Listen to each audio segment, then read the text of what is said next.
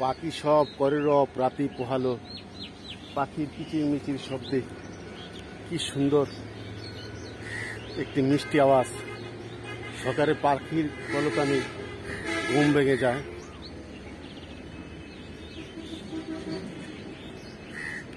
কত শত শত পাখি, এক এক পাখির এক এক রকম ডাক।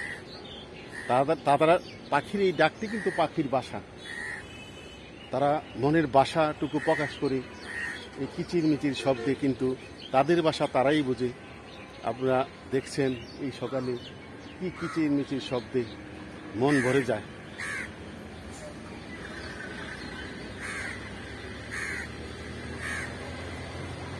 দেখা হয় নাই চক্ষু মেলিয়া আমার এই বাংলাদেশ, নদীমাতৃ বাংলাদেশ, শ্যামল ছায়া, শস্য শ্যামলা, পাখির কলতানে সকালে কৃষকের ঘুম ভাঙে।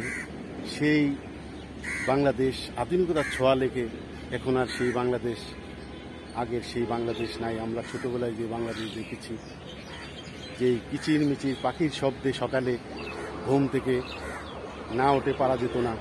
আর আধুনিকতার ছোঁয়ায় শহরে ছেলেমেয়েরা দিনের 12টা-1টা পর্যন্ত ঘুমিয়ে থাকে, আর আমরা সকালে পাখির কলতানে সকালে ঘুম থেকে উঠতে হতো। সেই বাংলাদেশ তো আর আমরা ফিরে পাবো না। আমাদের নতুন প্রজন্ম সেই ব্যাপারে তারা অবগতই নয়।